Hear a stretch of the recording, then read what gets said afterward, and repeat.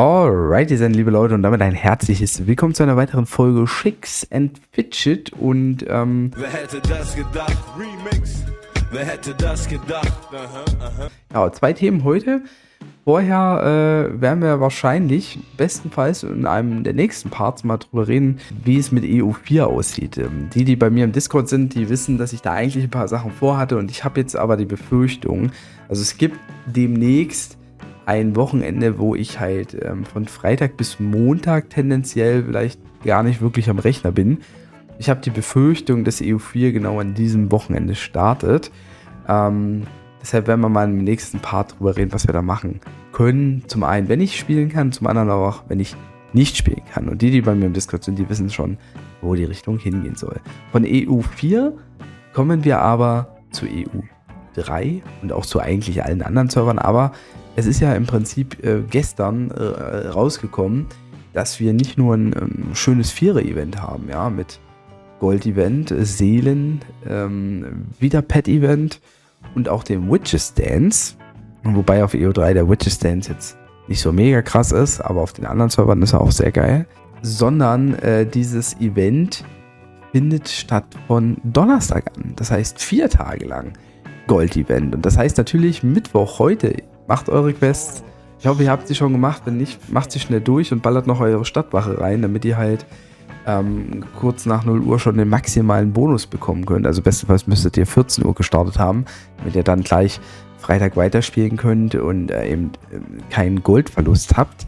Und ja, also dieses Event ist echt sehr stark. Also auf EU3 Seelen sehr wichtig, damit die Leute ihren Gladiator-Trainer weiter ausbauen können. Ich pendel da schon sehr, sehr lange auf 8. Ich habe zwar jetzt auch das Heart of Darkness mittlerweile auf 9, aber ich farme jetzt auch nicht mega viele Ressourcen, ja, muss ich mal so sagen. Und aber manchmal hat man natürlich Glück, dass man beim Seelenextraktor was bekommt. Nicht beim Seelenextraktor, beim Glücksrad oder auch beim Hütchenspieler. Ich habe jetzt hier 5610, dreimal Seelen gehabt. Das würde dann im Event verdoppelt werden, nehme ich an. Und das schmeckt dann schon, ja. Aber ich empfehle euch, wenn ihr die Chance habt, baut euren Soul Extractor nochmal eine Stufe höher, bevor ihr zum Beispiel jetzt den Gladiator-Trainer hochbaut, vor dem Event. Denn ihr müsst bedenken, je höher der Soul Extractor ist, desto mehr Ressourcen kriegt ihr im Glücksrad beim Hütchenspieler. Also nicht nur die Verdopplung, sondern der Grundwert ist halt auch automatisch höher. Und vor allen Dingen kriegt ihr ja auch die Chance auf Seelen in den Quests. Dadurch, dass wir kein Fortress-Event haben, wie beim Serverstart, ist die Chance, Seelen in den Quests zu finden, neben Früchten, natürlich schon relativ hoch. Und ja, wir haben auch kein Schmied-Event, also es gibt auch keine Kristalle oder Metalle, die den Platz für Seelen blockieren können. Also deshalb ist für EU3, für den Fortschritt einiger Spieler im Levelbereich bei mir wirklich sehr, sehr, sehr wichtig. Und Pet-Event ist natürlich auch geil, einfach um die Pets besser stärken zu können, schneller hochzuleveln. Gerade bei mir natürlich jetzt ein bisschen doof, dass ich die meisten Pets noch nicht so weit habe, um Pet-Dungeons zu legen. Hier aber auch der Tipp, wenn ihr jetzt schon Pet-Dungeons legen könnt, dann wartet noch auf das Event, denn dann könnt ihr den Pet-Dungeon später legen und kriegt mehr Früchte dafür. Das macht Sinn, es sei denn, ihr braucht das Pet zu einem gewissen Zeitpunkt unbedingt. Dann solltet ihr es natürlich schon eher anschlagen, aber ansonsten habt ihr eigentlich die Zeit. Ja, ich wollte ja nochmal beim Hütchenspieler durchgucken. Und Witches Dance ist natürlich auf allen anderen Server genial, wo die Rollen alle freigeschalten sind. Ich weiß gar nicht, EU2 haben die mittlerweile auch schon alle Rollen dort. Ich könnte es mir vorstellen, tatsächlich, dass das der Fall ist.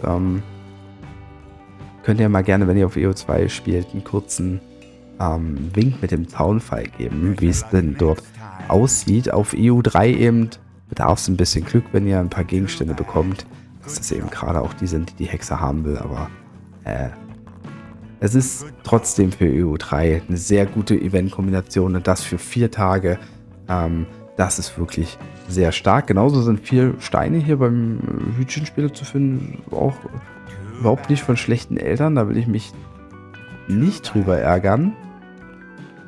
Hatte letztens mal die ersten 8 Versuche immer irgendwas getroffen, teilweise sogar zu 4.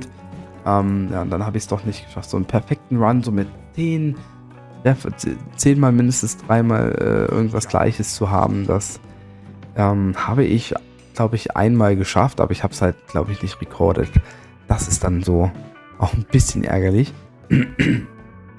Und ja, was auch ärgerlich ist so ein paar Sachen in der Festung, wie ich finde. Gerade bei Mid-Game-Chars oder Late-Game-Chars. Gucken wir uns gleich nochmal an. Vorher machen wir noch Pets-Fights. Also EO3 mittlerweile bin ich bei den Pets nicht mehr so fett an top. Bei 75 geht sogar, habe ich einige Verteidigungen wieder gewonnen. Wir sind bei Earth dran. Und ja, er hat natürlich Lillipon dann auf 80. Ich werde auch deshalb höchstwahrscheinlich selbst mit Wasser den nicht schlagen. Jetzt könnte ich natürlich noch Früchte bekommen in den Quests, um Oktopus zu stärken. Hier zum Beispiel mit Oktopus könnte ich wahrscheinlich den Pet dann schon legen. Ich warte noch auf den nächsten Tag mit dem Event, damit ich eben mehr Früchte kriege. Ich würde es gerne wissen, sein Lillipon ist irgendwie auf Pan 80.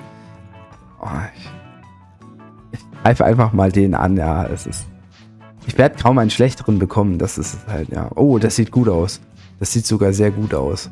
Ja, vielleicht hat Okodile auch schon ein bisschen was gemacht an Damage. Ja, guten Damage gemacht. Den Rest macht dann Oktopus. Sehr gut.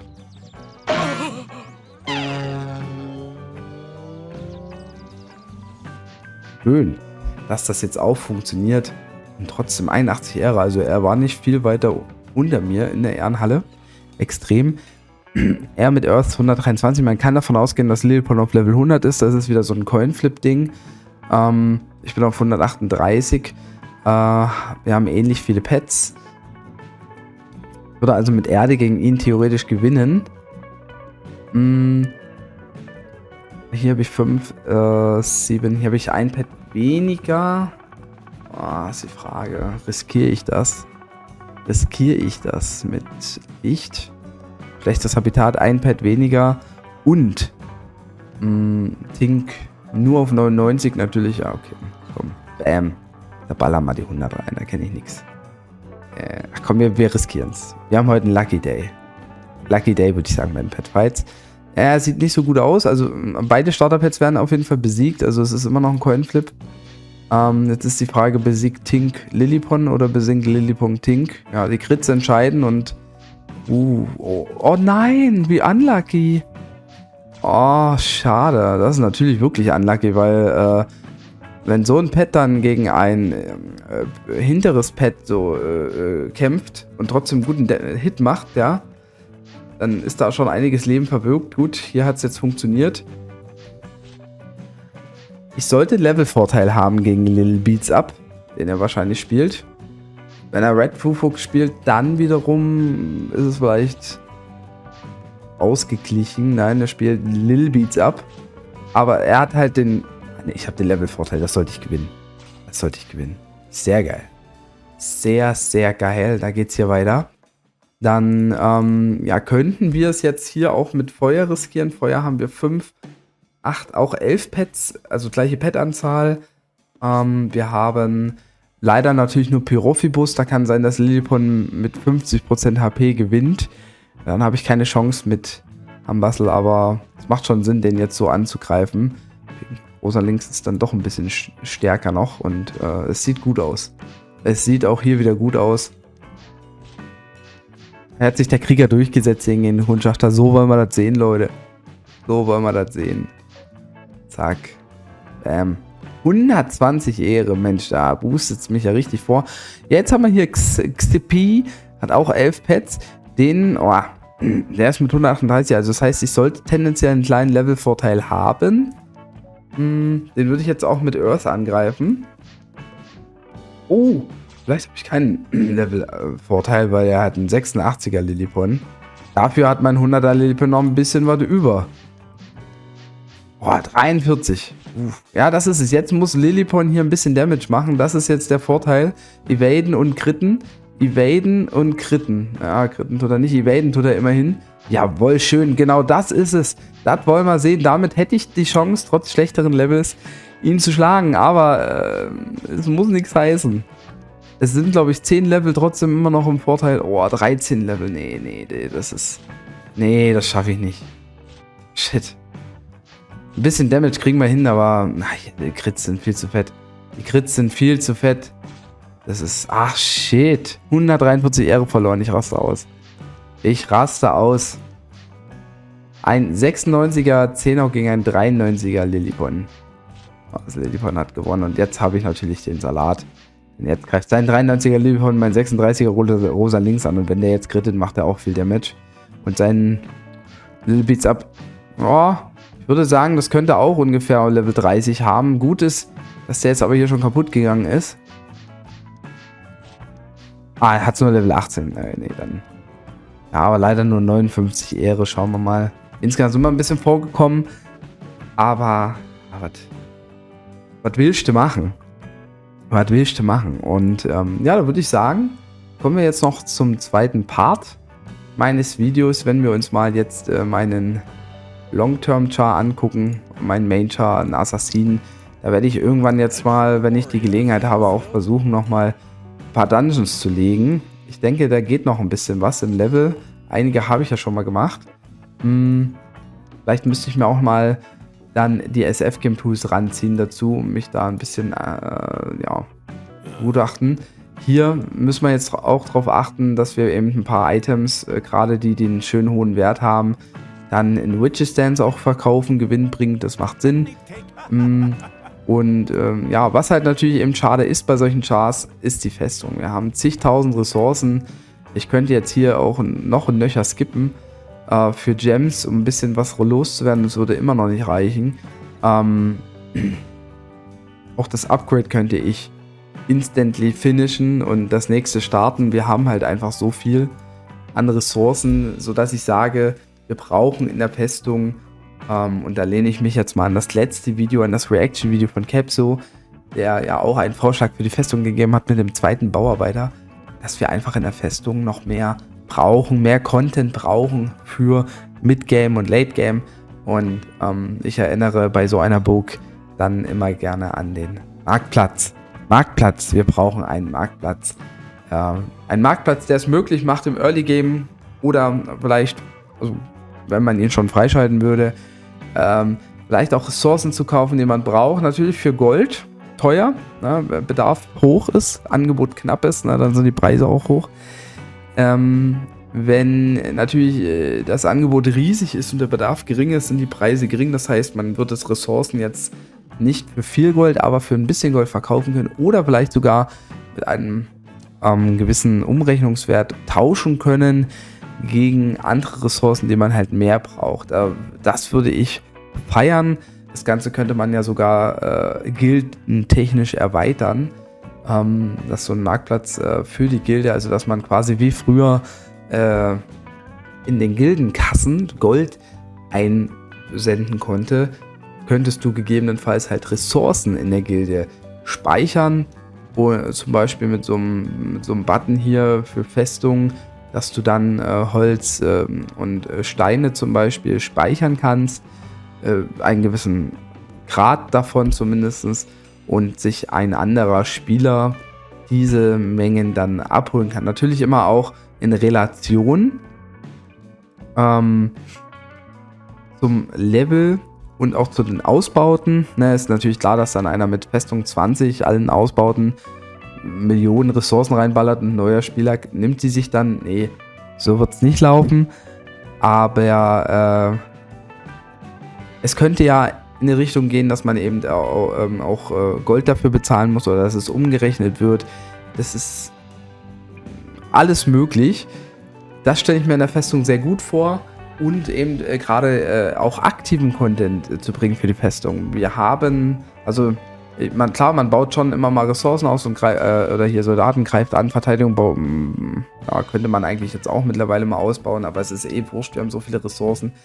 Warum können wir nicht einfach auch mal einen Festungsraid machen, beziehungsweise einen Festungskampf gegen andere Mobs, vielleicht auch innerhalb der Gilde, deshalb sage ich so ein Festungsraid, wo man dann eben auch gewisse andere Ressourcen wie Gold oder Edelsteine oder sowas gewinnen kann. Vielleicht auch eben ein paar Skins. Ja, das Thema haben wir auch schon angebracht, dass man eben auch sagt, es bringt was in der Festung aktiv zu spielen innerhalb der Gilde für die und die Belohnungen und würde eben die Festung von ihrem eigentlichen Spielwert erheblich erhöhen. Im Moment ist der Spielwert der, dass man eben die Gems sich farmt, dass man das große Inventar hat, was man noch vergrößern kann, dann kriegt man eben ein bisschen XP. Das ist jetzt aber auch nicht so die pralle Geschichte. Ich merke gerade, ich muss ja noch einen Ausbau machen. Nicht, dass ich das mal vergesse. Deshalb werde ich jetzt hier das Upgrade instantly finishen und werde den Ausbau mal starten, damit wir das ja auch auf Level 20 haben. Das sieht auch viel besser aus. Ja, genau. Das sind meine Gedanken zu diesem Thema. Also denkt auf jeden Fall an das Gold-Event, an die Stadtwache und nutzt die Gelegenheiten, die euch dieses Event bietet, auf welchen Servern ihr auch immer spielt. Und ja, ich würde mich halt auch freuen, wenn die Festung da mal noch ein bisschen was bekommt. Für die Unterwelt habe ich halt auch schon überlegt, aber da gibt es nicht so viel Spielraum wie mit den wie mit der Festung. Ja. Ich würde auch Seelen nicht als tauschbare Ressource eines Festungsmarktplatzes sehen, weil das sollte sich wirklich nur um Dinge der Festung bewegen. Da ist natürlich Metalle, Kristalle ist jetzt auch kein Festungsressourcen-Gedöns oder auch Früchte nicht, aber die machen zumindest zu einem Medieval, einer Burg, macht das auch irgendwo Sinn. Da wurden auch Früchte getauscht, da wurden Metalle hergestellt und ja, das würde ich feiern. Das sind so meine Gedanken zum Mittwoch, würde ich sagen. Haut da auf jeden Fall rein. Vielen Dank fürs Zusehen. Vielen Dank des Creator-Codes nutzen. Ihr wisst ja, 10% extra Dungeon kriegt ihr auch noch dazu. Wenn ihr gerne weiter so machen, freue ich mich. Haut da auf jeden Fall rein, macht Tschüss und Servus, euer Basti.